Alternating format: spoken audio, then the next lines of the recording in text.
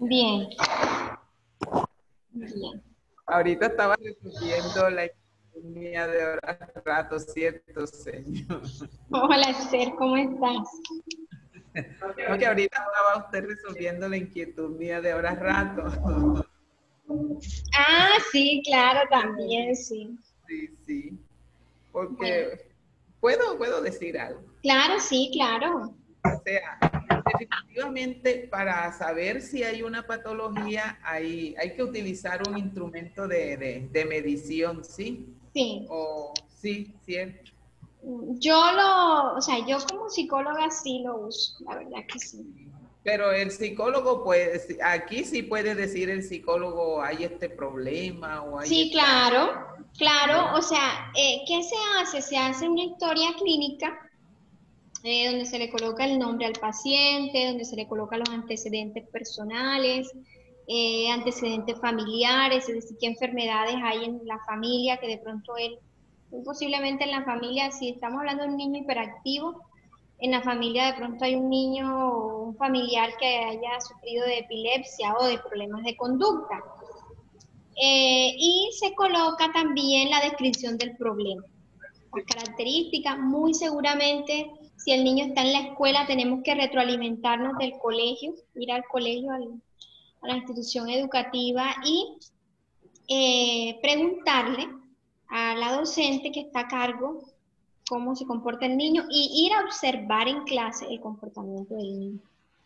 Yo he hecho ya, bueno, con ese sí, en ese caso sí tuve una paciente, pero particular, como 2 o 3 que he tenido que ir al colegio. Y que, bueno, le he practicado las baterías, los test correspondientes para poder, eh,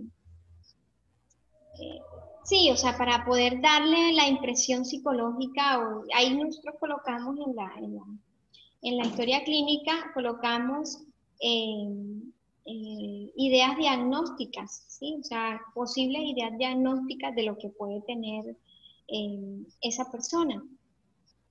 Y los instrumentos con los cuales trabajamos, qué le hicimos, qué aplicamos, dónde sacamos eso, todo eso se coloca en la historia clínica. Y al final se le coloca pues, el nombre, mi nombre, y debajo se le coloca la tarjeta profesional pues, para darle más peso. Por eso es muy delicado ser arbitrario y no utilizar la ciencia ante todo frente a eso, porque podemos caer en errores que nos pueden costar la tarjeta profesional. Entonces, bueno, a Dios gracias, a mí nunca me ha pasado porque siempre tiendo a ser muy prudente en ese aspecto.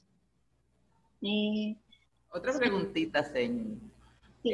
De aquí, bueno, en caso cuando ya usted hace el diagnóstico de ahí, de aquí el siguiente paso es enviarlo al psiquiatra o de aquí se determina, no va para el psiquiatra, va para psicopatología o va para neuropsicología Uh-huh. o definitivamente de psicología siempre tiene que ir primero a psiquiatría o no, o ya de ahí se puede enviar a cualquiera de estas otras disciplinas. Bueno, eso depende, sí, del comportamiento, porque, por ejemplo, si te llega un niño con hiperactividad, que es hiperkinésico, que ya los profesores realmente no lo soportan en la clase por su comportamiento, porque no lo saben manejar, ya es una situación que se está saliendo de control, ¿verdad? Entonces, si a mí me llega el caso, inmediatamente en la primera cita lo remito a neurología para que el neurólogo diagnostique y para ver si hay la necesidad de medicar retalina o risperidona, que es uno de los medicamentos que utilizan, pero también hay otras medicaciones de tipo natural, o sea, digamos, medicamentos que no hacen tanto daño a los neurotransmisores, y entonces, o si el neurólogo dice, no, listo, que se quede con la terapia psicológica y no necesitamos los medicamentos. Y también, muy posiblemente lo remito a pediatría, ¿sí? Entonces coloco pediatría y neurología, para que el pediatra mire la parte física. Eso sí, yo pienso Gracias, que es ahora una... sí me quedó ya la respuesta que yo Ah, estaba bueno. deseando, era rato completita. Ah, bueno, Muy perfecto. interesante, gracias. Ok. Entonces, así. Y también se puede pasar al educador especial. Y ahí, ¿qué se cierra? Hay un círculo, hay digamos, una interdisciplinariedad, porque hay varias disciplinas estudiando un fenómeno, ¿verdad? Un objeto de estudio, un sujeto de conocimiento, en ese caso el niño X, que tiene hiperactividad. Ujú. Porque no podemos quedarnos con nuestra visión. En ese caso estaríamos eh, perdiendo el sentido ético, porque es que el ser humano es integral, entonces lo tenemos que ver desde diferentes ejes. ¿Cierto, Esther? Bien. Yorleida, Hola, señor. ¿cómo estás? María Bien, ¿y Susana, usted? están muy calladas, no se me duerman. Escucha. No, señor, escuchándola, concentrada escuchando lo que está diciendo. Ah, bueno, maravilloso. Bien, Sueño, es entonces, concentración. ok. Bien. Entonces, esa es la premisa y el enfoque que se debe tener presente frente a eso, ¿verdad? A ver, ¿quién más investigó al respecto para no seguir como tan plana y que también ustedes interactúen al conjunto conmigo? A ver, ¿quién más investigó sobre psicopatología? Que Yo pueda participar. investigué también. Yo, Ah, bueno, Arelis, cuéntanos. Dice, ¿qué es la psicopatología? La psicopatología es una área de la salud dedicada a estudiar los trastornos o sistemas psicológicos con origen biológico, bien sea por alteraciones anatómicas o bioquímicas. También se usa el término psicopatológico para referirse a un síntoma de orígenes psicológicos. Asimismo, la psicopatología estudia cambios de comportamiento del individuo que podrían señalarse estados mentales que no son considerados saludables. Muy interesante. Miren que hay señor. diferentes, disculpa, Yorleida. Miren que hay diferentes enfoques, ¿verdad? Diferentes cosmovisiones al respecto. Sí, Yorleida, cuéntanos. Ah, no, que también yo miré y dice que también la psicopatología se conoce como la disciplina que analiza las motivaciones y las particularidades de las enfermedades de carácter. Eso también yo lo averigüé. Muy bien, muy bien. Bueno, María Susana, ¿qué lograste averiguar? Señor, yo sinceramente no hice la investigación porque cuando entré a clase ya era tarde y le pregunté a una compañera y al parecer lo que me dijo no era lo que estamos haciendo ahora. Ella no asistió a la clase pasada, ella se llama Milena. No sé. Bueno, en Bueno, todo yo caso, no alcancé porque tenía el internet y pues como no conocía a más nadie, bueno, ya conoces a dijo, mucha gente aquí, mira. Yorleida, ella, Arelis, Esther, Fabián. ella me dijo otra cosa, entonces al parecer no era lo que usted había pedido. Ven, ya para allá. Bueno, bien. Fabián, Fabián. Bueno, señor, según lo que yo entiendo de la psicopatología, es que ella se enfoca en aspectos en el ser humano, sea de cómo el ser humano se comporta. Primero todo, después se analizando también el contexto en el cual cómo él va a desarrollar en sociedad, porque eso es algo que hay que tener en cuenta, cómo interactúa con los demás y cómo esta manera en la cual interactúa le da su personalidad, o sea, su carácter. Entonces, y ahí bien, más que todo,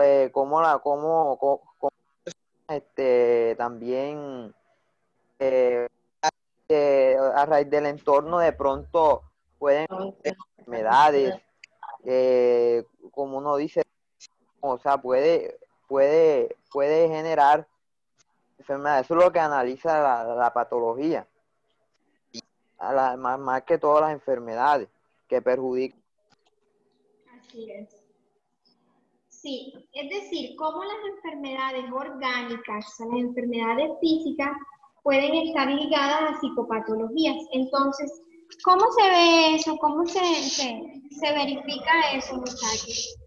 A ver, las personas que tienen depresión, muy seguramente las vamos a encontrar yendo al médico permanentemente, con dolores en todas partes. Con dolores en el cuerpo, con dolores en la espalda, con dificultades para dormir, pueden tener de pronto inapetencia.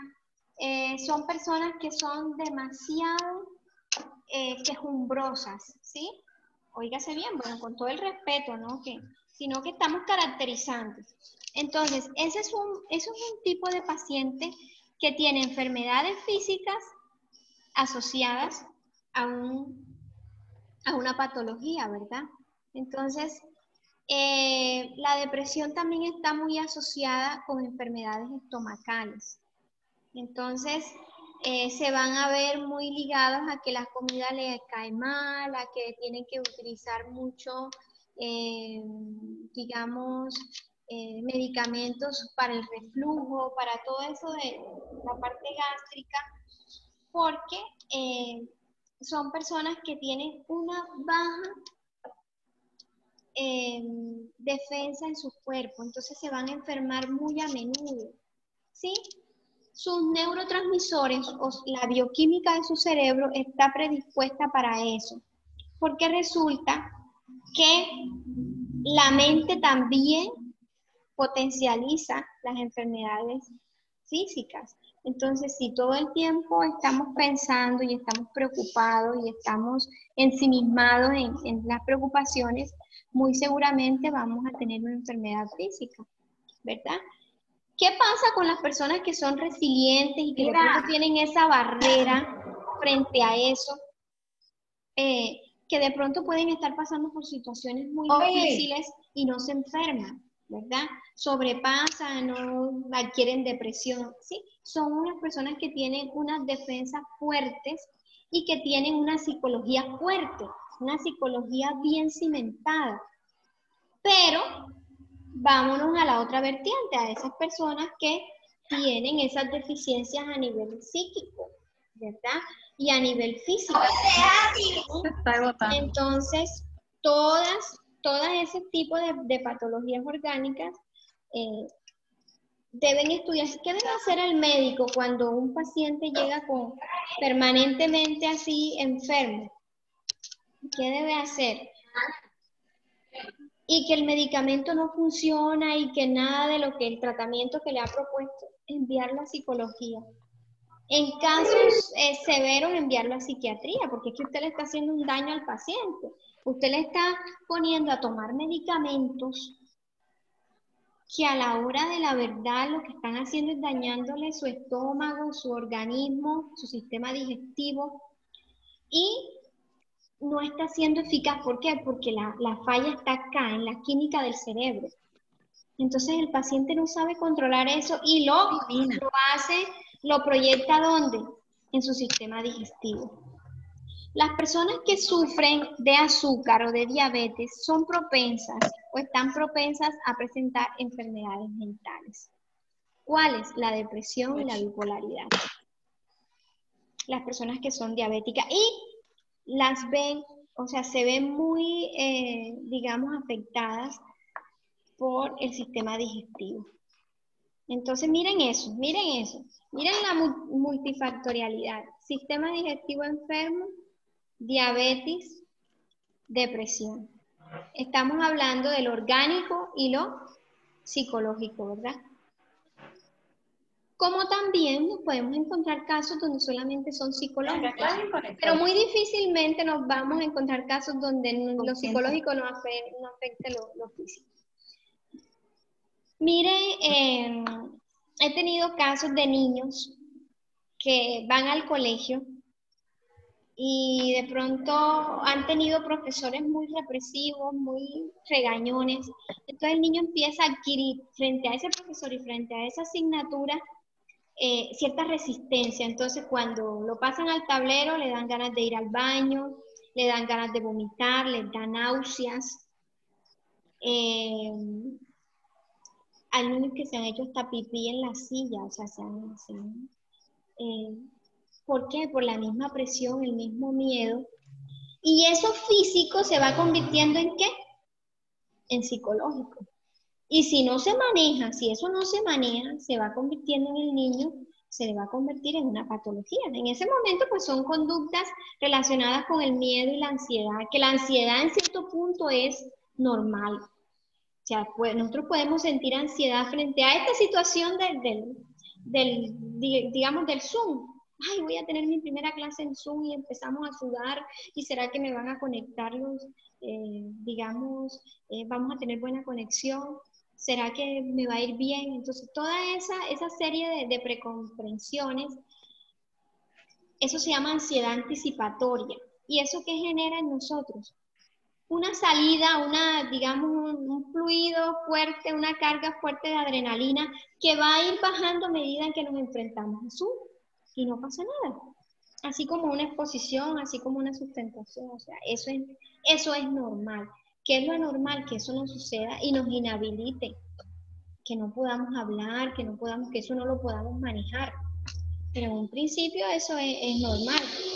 ¿Qué pasa en el caso del niño que les digo? ¿Qué tiene que hacer el psicoorientador? Ayudar al niño a manejar esa situación y hablar con el profesor, el director de curso, hablar con él y decirle de qué manera, qué estrategia va a tomar para que el niño no se sienta represivo, para que el niño no se sienta oprimido, para que no sienta que le está cayendo encima y que lo está pisando, que le está dañando la autoestima, ¿verdad? Porque el grito humilla, el grito lo que hace es que al niño se le vaya toda su autoestima al piso y el niño no tenga confianza en sí mismo. Entonces a veces los profesores inconscientemente, no sé, tienden a eso. Porque ya he tenido varios casos de niños con este tipo de conductas. Obviamente no estoy hablando más de los docentes, ¿no? Sino que la misma academia, o sea, la misma docencia, porque el profesor quiere que su estudiante esté bien, que aprenda la clase, entonces, pero ustedes saben que hay niños que tienen una psicología muy débil y entonces de pronto si le hablan muy fuerte, flaquean. Si de pronto el profesor les dice que está mala la tarea, se sienten frágiles. ¿Por qué? Porque tienen una baja autoestima. Entonces, ahí también habría que hablar con el padre de familia y establecer ahí lo que se llama una red de apoyo para ayudar a ese niño. ¿Sí me hago entender?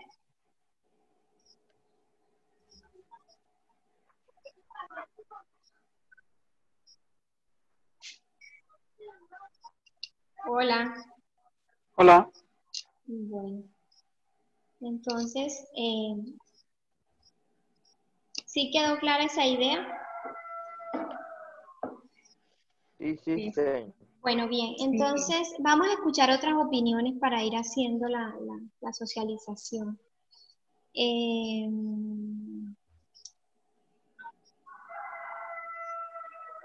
Jesús, a quien no les he escuchado la voz, que Fabián ya ha hablado, María Susana, Arelis, Yorleida, Jorge. Entonces vamos a escuchar a Jesús Soto. Hola Jesús, ¿te me dormiste? Señor, Yusara está tratando de entrar y como que no ha podido entrar a la clase. Sí, No sé pero si la aquí dejan entrar. no está aquí en mi pantalla, hija. No está aquí. Dile que intente nuevamente. Aquí me están escribiendo.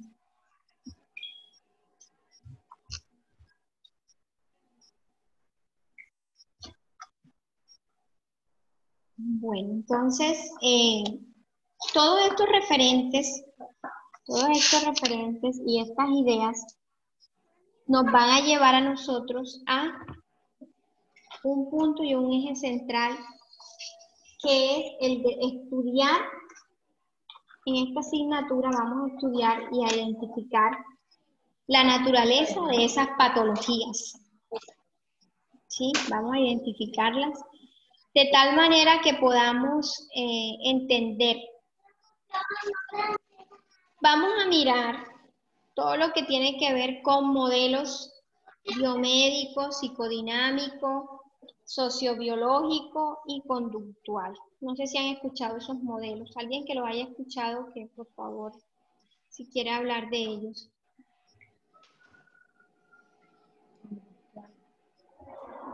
Bueno, aquí está Yusara. Bien. Bueno, Yorleida, ¿qué tal te ha parecido la clase hasta el momento, lo que hemos conversado?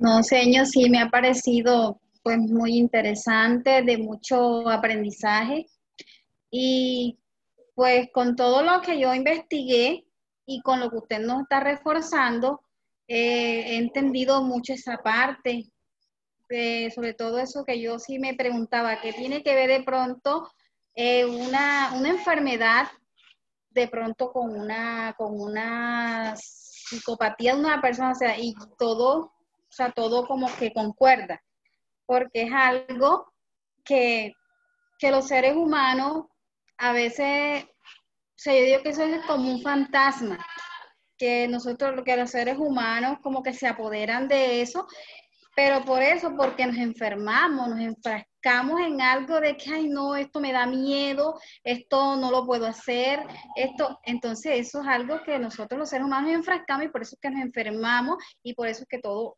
pasa ahí.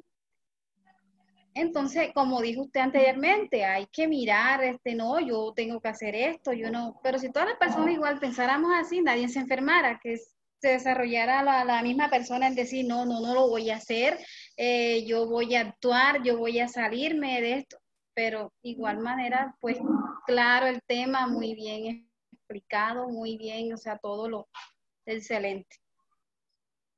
Bueno, miren, hay que entender también una parte importante de esto y es que hay factores, ¿verdad? Que hay factores que van de la mano con esas patologías, ¿sí?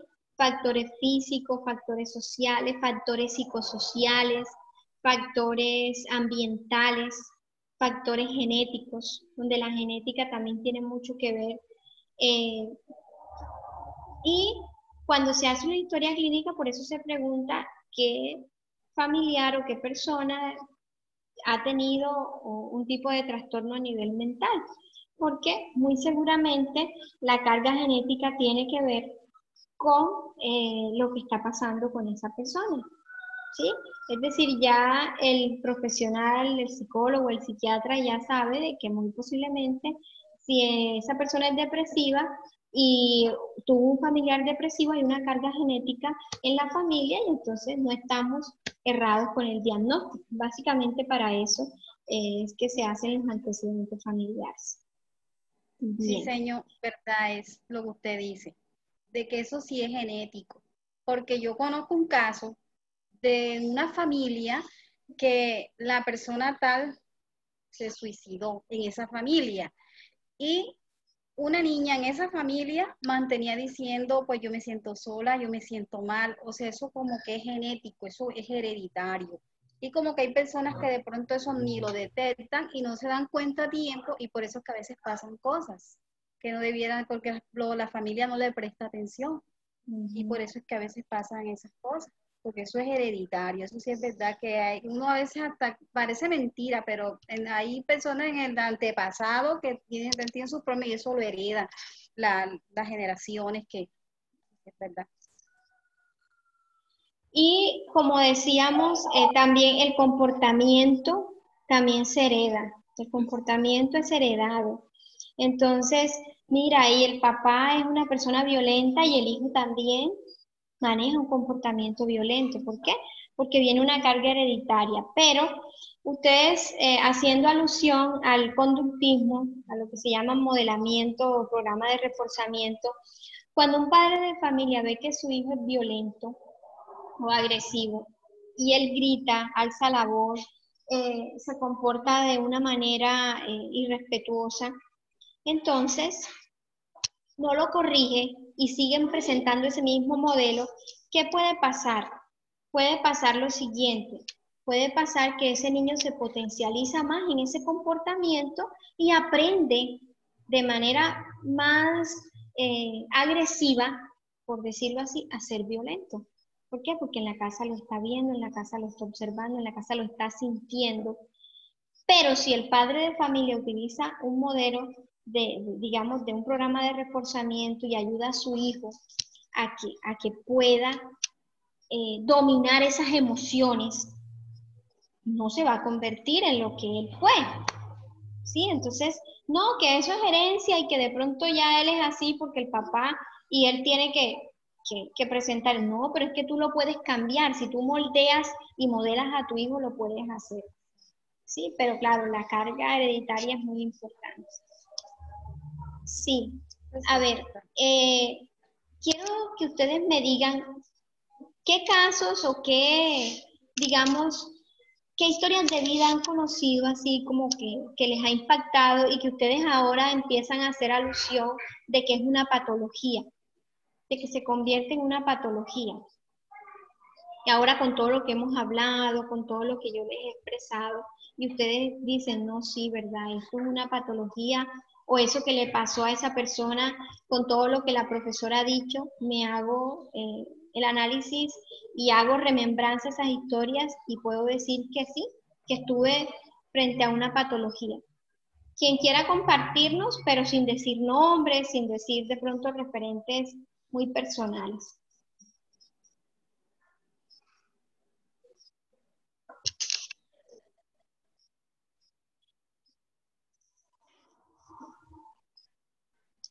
Hola.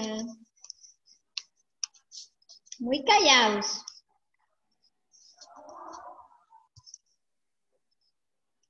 Muy. Pues bueno, uno no, o sea, casos infinitos. Uno, de pronto en el transcurrir del tiempo, uno se encuentra con muchas situaciones, como por ejemplo se encuentra con personas o evidencia casos de personas con celos que se convierten precisamente en patológicos, porque se pierde el control de las situaciones y de pronto la capacidad de raciocinio en el momento, la calma y todo ese tipo de cosas. Ese es un ejemplo. Uno de pronto ve muy común. Y hoy de pronto se normaliza, quizá se quiere normalizar hablando de tóxico, de la tóxica, y se le da como o sea, se toma con mucho folclore últimamente, pero realmente esa es una patología. Sí. Sí, Señor, Jorge. como dijo el compañero anteriormente, pues hoy día eso es uno de los casos que más se ven, pues, las parejas, como le llama él, dice que los tóxicos. Usted sabe que eso es algo que a diario la pareja celosa, o igual el hombre, la mujer, el hombre pegándole a la mujer, a veces uno le dice, pero es un psicópata, o sea, pero por eso, porque son cosas que son personas como que ya vienen como que los papás eran así y hoy día eso lo manifiestan pegándole a la pareja, que parecen unos psicópatas, como decimos así. Y casos a diario, como le comenté de las personas de los suicidios que se hacen ellos mismos. Eso es algo eso es el pan de cada día. Sí, eso se ve mucho, esos ejemplos. Lo vivimos y lo vemos a diario. Muy bien. Bueno, quiero también que ustedes toquemos un poquito aquí cuáles son los modelos, el biomédico, el psicodinámico, el sociobiológico y el conductual, ¿verdad? Estos son modelos, el modelo biomédico es un modelo que se ubica mucho a esa parte orgánica de la patología, ¿verdad?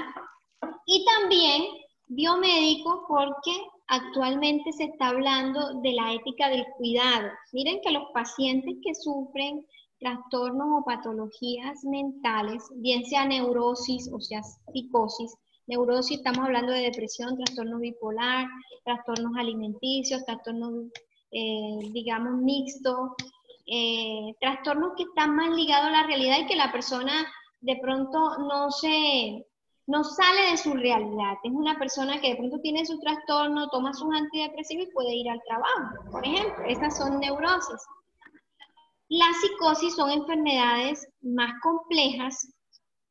Estamos hablando de la esquizofrenia, de la psicosis, trastorno límite de la personalidad, que son trastornos donde las personas salen de su realidad y se les dificulta vivir en sociedad, se les dificulta la interacción y pierden la cordura, ¿verdad? Entonces, desde ese punto de vista miramos las patologías, teniendo en cuenta el DSM, que es una de los referentes de todas las enfermedades y de todas las patologías que se han encontrado y de cuáles pueden llamarse patologías o no, ¿sí? Bien, ahora miremos esas, digamos, esas enfermedades de las cuales esa distinción entre neurosis y psicosis, pero haciendo referencia a los modelos biomédicos, psicodinámicos, sociobiológicos y conductuales, haciendo referencia a esos modelos. ¿En qué sentido? En que esas patologías tienen un origen, tienen unas causas, tienen unas características, tienen unas consecuencias y tienen un plan de intervención, ¿sí? Esas patologías o esas psicopatologías tienen una forma en la cual el psicólogo y el psiquiatra las maneja de una manera ética. Miren ya cuántos sitios de estos de salud mental han sido allanados, han sido sellados, porque van a ver los pacientes son tratados de una manera inhumana, ¿verdad? A eso va ese modelo biomédico, mirar el proceso de humanización y de sensibilización frente a esos pacientes, ¿sí? Ese modelo psicodinámico, ese paciente con quién vive, cómo está, su familia, si es una familia funcional, si es una familia disfuncional, si es una familia que tiene red de apoyo, si es una familia que lo ayuda, que comunica, que es una familia que tiene esa capacidad de escucha. ¿Sí? Ese es el modelo psicodinámico, ese modelo que presenta a la familia como un sistema, ¿verdad? Entonces, ahí también cabe mirar un poco el modelo que cabe también ahí en ese enfoque psicodinámico, algunas posturas de Freud frente a esas enfermedades, a esas neurosis y psicosis. Bien, el modelo sociobiológico. Miren ese término, sociobiológico. Está envuelto lo social y lo biológico. ¿Qué tiene que ver eso? Mucho, ¿verdad? Claro. La naturaleza misma del ser humano lo vuelve social o asocial. Porque, por ejemplo, un niño con Asperger es un niño que trae un daño neuronal, un daño en sus neuronas. Es un niño que no es que quiera ser asocial, sino que la misma, digamos, la misma deficiencia neuroquímica que tiene no le permite ser social. Entonces, ¿de quién es la tarea? Del padre de familia, del psicólogo, del profesor, llevar al niño al proceso de socialización. Y entonces cuando el niño empieza una terapia, una serie de terapias con los distintos profesionales, ¿para qué? Para manejar esa dificultad, ese déficit, ese trastorno de Asperger o bien sea de autismo.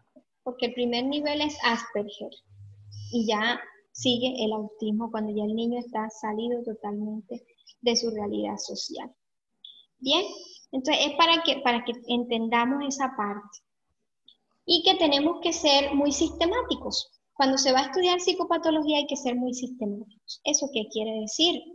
Quiere decir de que tenemos que mirar a ese paciente que tiene una patología, una psicopatología, desde lo personal, desde lo familiar, desde el eje sentimental, desde la parte social, desde el eje laboral, ¿sí? Desde todos esos micro y macro sistemas para poder entender cómo manejar y cómo ayudarle a manejar esa patología. Mire, he estado siendo testigo, de pronto alguna vez tuve un paciente que tenía esquizofrenia, pero una persona muy genial, muy inteligente, demasiado brillante, pero ¿dónde venía la patología? La patología empezaba a emerger desde su relación con el padre. Era una alienación paternal que tenía, porque no se la llevaban bien, porque siempre hubo mucha resistencia en esa relación. Y cuando fue al colegio, al principio todo bien, pero a medida que fue entrenándose en la parte social y fue adentrándose al mundo social, tenía muchos choques, no tenía amigos y fue perdiendo ese círculo de amigos. Miren, ya ahí lo social y lo familiar quebrantado, ¿verdad? Ya luego empezó a querer irse de la casa, o sea, ya esas fugas repentinas de casa, depresión, porque también hay dentro de la esquizofrenia hay una fase depresiva o maníaco-depresiva, donde la persona llora intensamente, se siente triste, se le baja la autoestima y todo eso, pero era muy genial y era muy creativo y le gustaba mucho la poesía, el arte.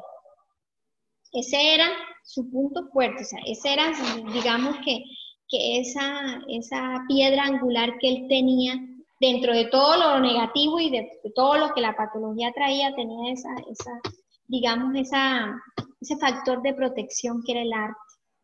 Y mira que él empezó pues su tratamiento psicológico, empezó a tomar risperidona, que es un medicamento para calmar los síntomas maníacos, y podía ir perfectamente al trabajo, se casó, hizo su familia, o sea, que en un 80%, si el paciente toma su medicamento, él puede tener una vida con un estilo dentro de lo normal.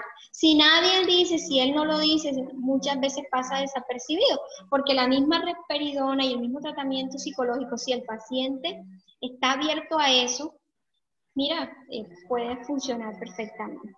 Entonces, yo tengo mucha fe en los tratamientos, tanto psicológicos como farmacológicos.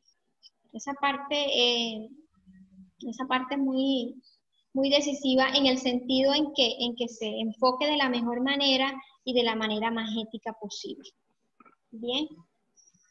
Entonces, todo eso lo vamos a ver. ¿Qué quiero dejar para tarea, para actividad? Y eso lo voy a colgar en Classroom. Vamos a investigar los modelos. Vamos a investigar los modelos. Voy a escribirlo en el chat. Vamos a investigar los modelos biomédicos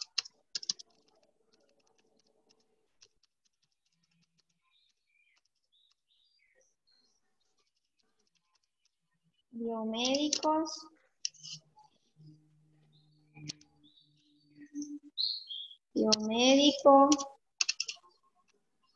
psicodinámico,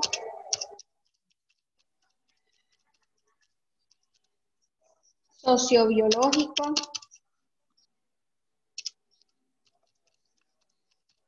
y conductual.